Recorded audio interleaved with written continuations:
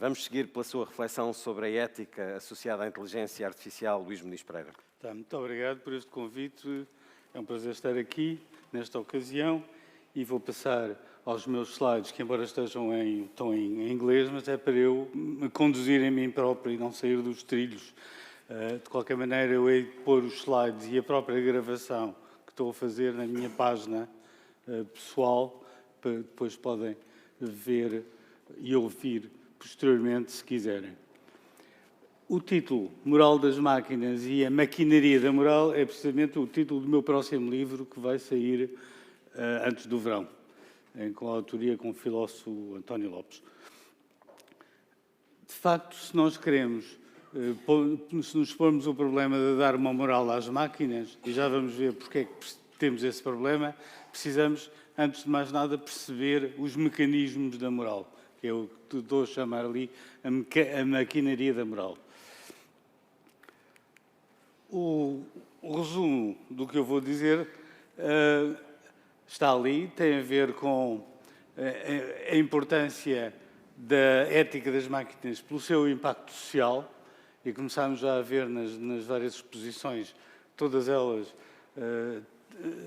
descortinam um enorme impacto social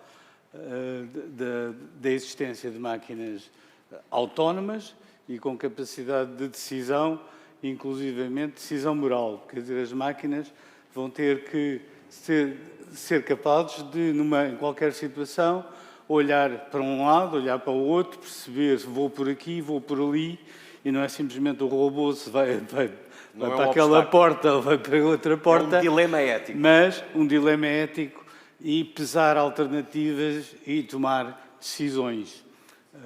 E isso não tem nada a ver com a aprendizagem, porque a ética não é uma coisa que se possa aprender por exemplos.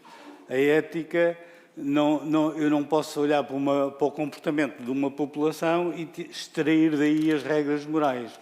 Não, o que eu pretendo é que a ética forneça as regras para a população. E esse fornecer é preciso saber o que é que eu quero, que valores é que eu quero dar às máquinas e, claro, esses valores têm que ser os nossos valores, porque as máquinas têm que conviver connosco e, portanto, têm que ser compatíveis, conciliáveis connosco. Eu produzi este livro, que há 2 anos, Programming Machine Ethics, que é um livro bastante técnico, é uma monografia técnica, mas aborda esta terra incógnita da moralidade. Eu chamo-lhe terra incógnita, até por analogia, digamos, com os navegadores portugueses que andaram a explorar a África, a América do Sul, mas andaram a explorar as costas, as enseadas dos rios. Para além do que eles exploraram, havia todos 2 continentes enormes. E nós estamos um bocado nessa situação em relação à moral. Sabemos que há ali um continente e nem sabemos muito bem como entrar nele. A moral tem 2 aspectos, 2 domínios que se complementam. Um é o domínio cognitivo, quer dizer, como é que uma dada pessoa age moralmente, ou reage moralmente, ou delibera moralmente, que capacidades cognitivas de raciocínio ou outras tem, e o outro domínio da moral é a moral da população. Obviamente que o indivíduo está inserido numa população e não faz sentido falar de moral sem falar na população que segue essa moral. Portanto, as capacidades cognitivas têm que ser compatíveis com a população e a cooperação dentro da população, porque a moral é, afinal de contas, a questão de como é que nós cooperamos uns com os outros, como é que nós conseguimos ser gregários e ter vantagens para toda a gente e vivermos sem o que não poderia haver sociedade. Portanto, o vivermos em população exige que tenhamos certas capacidades cognitivas, entre as quais as morais.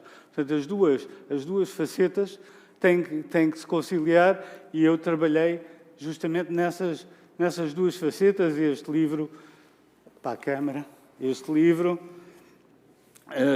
fala nessas duas facetas. Portanto, mas eu não vou falar aqui de pormenores técnicos, vou fazer uma palestra genérica que vos faça sentir melhor as várias facetas da moral. Aqui, no que eu chamo um carrossel, porque os vários tópicos da moral andam todos uns à volta dos outros e, no centro, põe-se a questão de como agir moralmente, quais são os fatores que me levam a agir moralmente e de que maneira que eu devo agir. Claro que lá em cima do desenho vê-se que é necessário saber qual é o uso, o que é um uso ético. Um programador de computador pode fazer um programa com fake news, um programa para nos enganar, como acontece, e, portanto, há uma ética, digamos, do programador. Mas há também uma ética, e é o outro círculo do carrossel que vem a seguir, há uma ética da autonomia. Quer dizer, que quando a máquina se torna autónoma, como é que ela o consegue fazer e deliberar e aprender e combinar morais e relacionar-se moralmente, não só connosco, como com as outras máquinas. Mas uma máquina pode ter ética? Uma máquina tem que ter ética. É inevitável. Programada, claro. Eu podia dizer, nós somos máquinas e temos ética, mas isso levava-nos para uma outra discussão. Quer dizer, sim, eu acredito que a máquina tem que ter ética. É muito difícil, porque nós próprios não sabemos muito bem o que é ética. Começa aí o problema. Mas há questões que se cruzam com a justiça, com uma legislação. No caso das fake news que referiu, é como se ainda estivéssemos num campo incerto, com o qual não sabemos lidar. Exatamente. Esse campo vem ali no círculo de baixo, legislação, que, digamos, os comportamentos das máquinas, e eu estou a incluir nas máquinas os robôs e os programas em geral. A máquina não tem que ter um corpo físico para necessitar de ter ética. Portanto, afinal de contas, as máquinas que vamos construir, os programas que vamos construir, têm que obedecer a standards. E há corpos internacionais que estabelecem os standards. Está como há standards para a poluição dos carros, terá que haver standards para os comportamentos das máquinas. Científico, académico e institucional. Há parâmetros a cumprir. Eu acho que tem que ser mais longe. Tem que ser parâmetros, digamos, que dizem respeito aos governos e à comunidade internacional. Quando nós tivermos os tais carros sem condutores e esses carros provoquem acidentes, pergunta-se quem é que é culpado. Um deles, e fala-se pouco nisso, é quem autorizou esses carros a estarem na via pública. E se esses carros passaram testes de condução apropriados a esses carros. Quem é que estabelece os testes de condução? Tem que ser os governos. E tem que haver um acordo entre os governos internacionais. Portanto, isso é um dos problemas que eu vou mais à frente voltar, porque é a falta de órgãos que regulem a autonomia das máquinas e, inclusive, propor que deve haver uma Comissão Nacional de Ética e Inteligência Artificial, tal como há uma Comissão Nacional para a Bioética. A bioética tem a ver com esses problemas biológicos e agora estamos a falar de problemas cognitivos e mentais que também precisam da sua Comissão Nacional de Ética e que vigie, monitore, corrige, autorize, Existe etc. a nível internacional, nomeadamente na União Europeia? Não existe, mas há vários parlamentos que já formaram grupos de estudos. A Comissão Europeia também está a fazer esses estudos, já foram, aliás, aqui referidos, mas ainda vamos no princípio. E, em particular, Portugal tem que ter representantes nesses fóruns e tem que contribuir para essa discussão em curso. Muito bem, professor. Vamos seguir nos 20 minutos que nos faltam da conferência. Sim, senhor. Portanto, nós temos que saber quais são os valores humanos que queremos inculcar nas máquinas. Já vimos que isso tem que ser traduzido em legislação. E há um atraso legislativo, há um atraso na própria jurisprudência.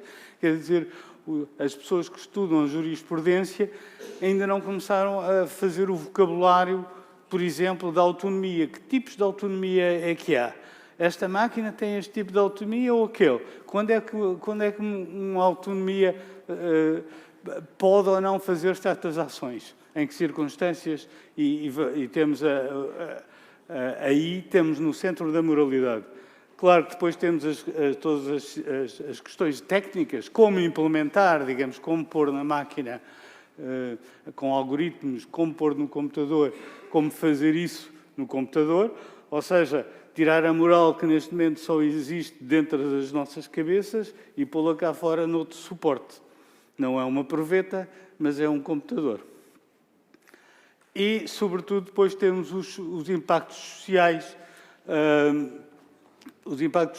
que advêm da crescente autonomia das máquinas e da capacidade das máquinas de substituírem os humanos. Porque as máquinas estão a penetrar no nível cada vez mais alto cognitivo. A aprendizagem automática que se fala aqui está num nível muito baixo do sistema nervoso. É essencialmente detectar padrões, e detectar padrões é das formas mais simples de cognição. Todas as outras formas mais altas de cognição não estão a ser abordadas, mas digamos que ainda 90% da inteligência artificial ainda está por chegar. Portanto, já vimos, aliás, várias pessoas já falaram aqui, existe uma necessidade de responsabilidade, os robôs que tratam de doentes ou de crianças, os drones que podem matar, os carros sem condutor e também jogos de computador que podiam ser jogos éticos em vez de ser jogos de matança. Eu próprio fiz um jogo que mostro ali no slide, que é um robô que tem que ir salvar uma princesa e tem que tomar decisões éticas. Se mata a aranha, se mata o ninja, por aí fora. Não deixa de matar. Não, ele a dada altura recusa-se a matar, porque, digamos, a aranha é que o mata. Mas ele vai, nesta minha história, ele vai somando regras éticas. Quer dizer, não há uma única ética, até porque uma das dificuldades é que há 5, 6, 7 escolas sobre ética, filosoficamente. E nós, na prática, comportamos com uma mistura de éticas e que são apropriadas de maneira diferente conforme as circunstâncias. O saber somar éticas umas às outras, sucessivamente, a ética não está congelada no tempo. É uma aprendizagem. Evolui. E isso vem aqui neste livro, como é que se faz esse chamado update, digamos, de regras morais. Porquê uma ética para as máquinas? Bom, já vimos, as máquinas estão a tornar-se cada vez mais sofisticadas, os robôs vão começar a agir eles próprios em grupo. Imaginem um centro comercial que tem robôs de segurança, se calhar feitos por fabricantes diferentes, e como é que eles vão cooperar entre si, quando eles, na verdade, até estão a competir, porque cada fabricante quer que o seu robô sobressaia, mas têm que lidar com as pessoas que estão nesse centro comercial. Ou pensamos numa coleção de robôs que enviamos para Marte ou para o fundo do mar e eles têm que cooperar entre si. A moral é acerca de como promover a cooperação e obstar ao individualismo, obstar ao egoísmo.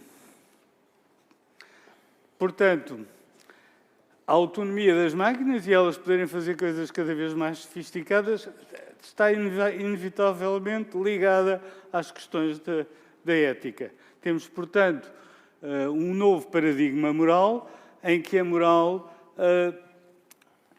tem que ter modelos computacionais, porque vai haver entes, vai haver seres que vão coabitar connosco e que têm que ter uma moral compatível com a nossa, para poderem conviver nesta sociedade.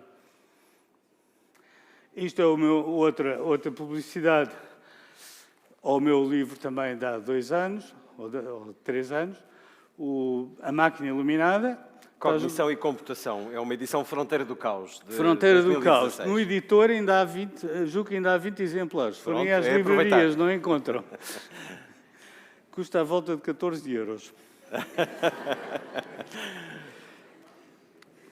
Mas quando comprarem esses 20 que ainda lá estão, vem a faz segunda a edição. segunda Isso é que é edição. importante. Vamos à aprendizagem mais Portanto, um pouco. é óbvio que isto é um assunto muito interdisciplinar, que envolve filosofia, leis, psicologia, antropologia, biologia evolucionária e inteligência artificial. Pode espantar as pessoas porque é que envolve biologia evolucionária, e a resposta é que a nossa moral evoluiu connosco, quer dizer, não caiu do céu, como os 10 mandamentos. A moral foi algo que nasceu do chão, digamos assim, à medida que a nossa espécie evoluiu e na necessidade de se tornar gregária, ainda estamos longe, muitas vezes, de atingir o olharmos para a espécie como um todo, como pertencendo ao planeta todo, em vez de olharmos a grupos de uma religião ou de uma ideologia, e esses grupos estão em confronto entre si. Portanto, o grande problema moral hoje em dia é como é que nos vemos nessa totalidade. Porque a moral, quando aparece na evolução, a moral é para dar coesão ao grupo. Para o grupo, eu defendo-te a ti, tu defendes-me a mim, mas um grupo tem uma fronteira. Temos nós e os outros. E o problema é onde é que está a fronteira e como é que conseguimos ir alargando essa fronteira. Eu tenho estudado a evolução dessa moral usando modelos computacionais, ou seja, eu quero saber como é que eu posso compreender que uma moral evolua numa coleção de agentes. Posso ter 10.000 agentes no meu computador e posso-lhes, por exemplo, e fiz isso, incutir-lhes culpa. E quando eu dou culpa aos agentes, vejo que surge a cooperação mais depressa e é mais estável. Agentes, em concreto? Agentes são um programa que se comporta. Portanto, o agente é constituído por a definição de, nestas circunstâncias, eu faço isto, naquelas circunstâncias, respondo assim. Um dilema, mais uma vez. Sim, muitas vezes é dilema porque é entre cooperar ou trair. Digamos, se eu cooperar é melhor para todos, mas se eu trair acabo por ganhar mais e o outro perde tudo. Portanto, a moral, este dilema é inescapável à problemática da moral. Portanto, podemos nós próprios estudar melhor a moral, porque, como digo, percebemos pouco do que é a moral, na verdade, tal como percebemos pouco o que é a linguagem. O comum dos mortais. Nós falamos, podemos falar linguisticamente de maneira perfeita, mas não saber nada de gramática. E na moral passa-se um bocado disso. Só que na moral, depois há várias teorias, várias escolas morais que filosoficamente competem umas com as outras. Enfim, isto o assunto é extremamente rico. Eu tenho que me... Vamos a isso. Temos 10 minutinhos. 10 minutos. Muito bem.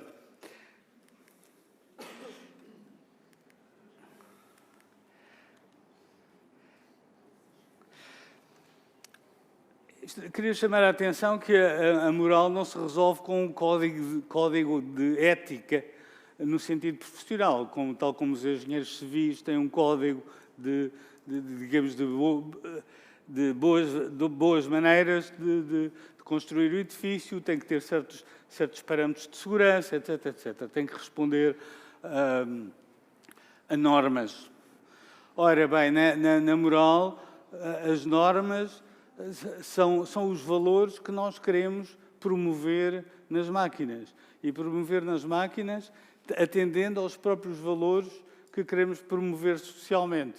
A inteligência artificial está numa fase crítica, porque pode ser usada para tornar os ricos ainda mais ricos e os pobres ainda mais pobres, ou seja, aumentar o tal hiato de riqueza, e é seguramente isso que vai acontecer, em minha opinião, porque aos donos dos robôs, aos donos das máquinas,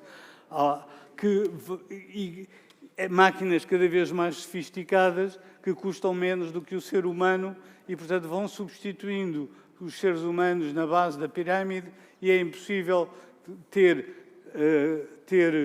novos empregos cognitivamente mais sofisticados, porque também não são necessários tantos quantos eram na base da pirâmide. Quer dizer, nós temos a noção de que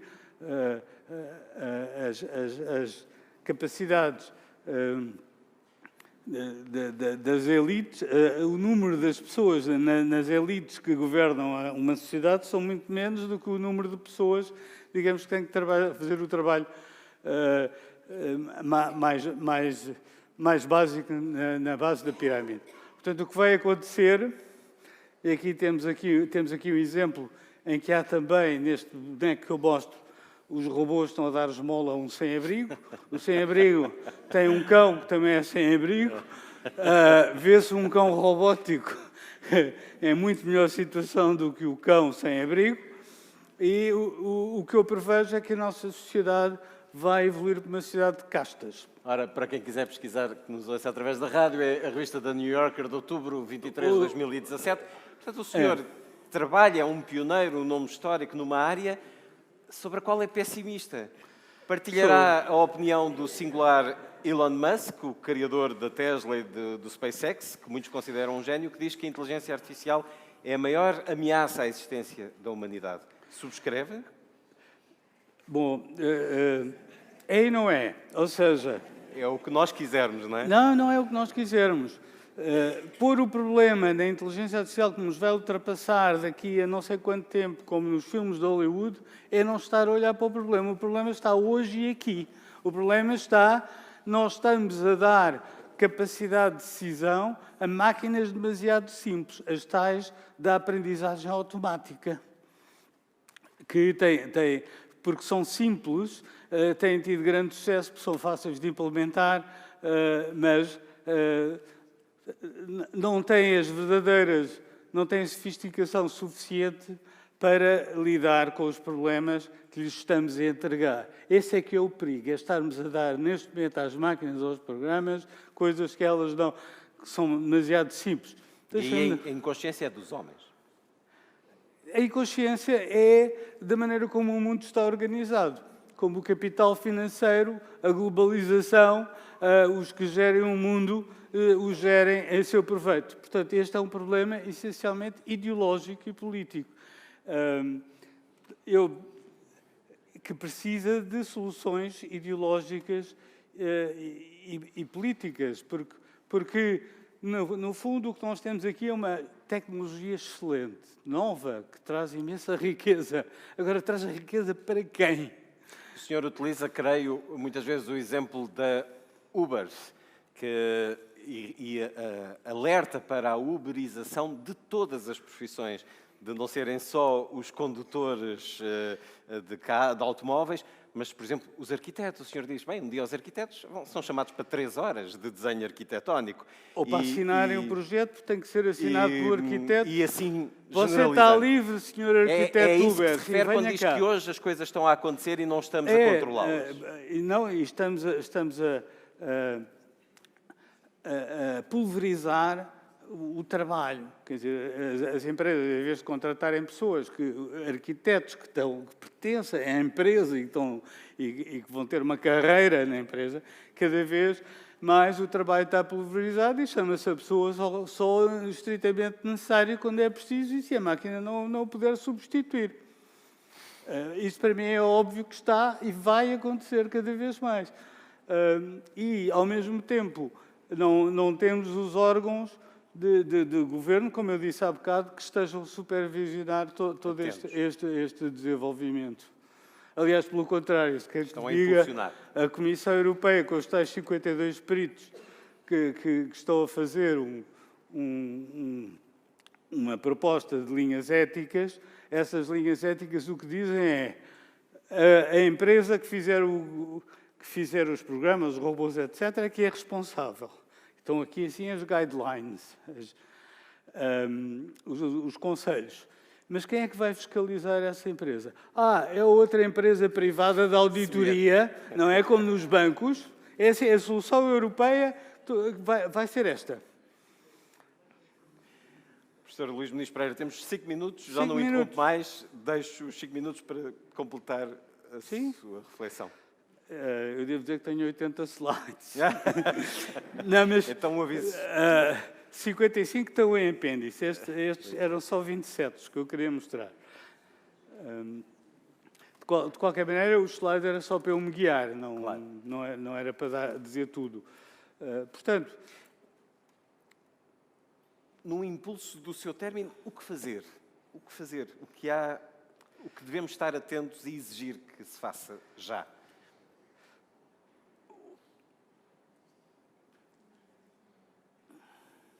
Portanto, precisamos de legislação, precisamos de mecanismos, de entidades controladoras. Por exemplo, como já disse, uma comissão nacional para a ética da inteligência artificial, e estou a incluir a robótica aí, que seja responsável pelo que é colocado no mercado, da maneira como é que é utilizado, e tenha em mente o impacto social desta nova tecnologia, que toda a gente beneficie dessa tecnologia, trabalhando menos, porque não precisamos de trabalhar tanto, pois temos máquinas a trabalhar para nós.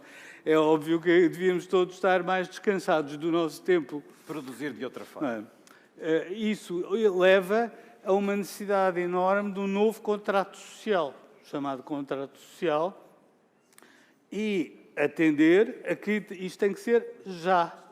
Já, porque vários estudos da McKinsey, atualizados já em setembro, da PricewaterhouseCoopers, da Pewter, todos eles apontam para cerca de um adicional entre 15% e 20% de perda de empregos, já atendendo aos novos que são criados. Perda líquida de empregos por causa da inteligência artificial. Na China vai ser 20%.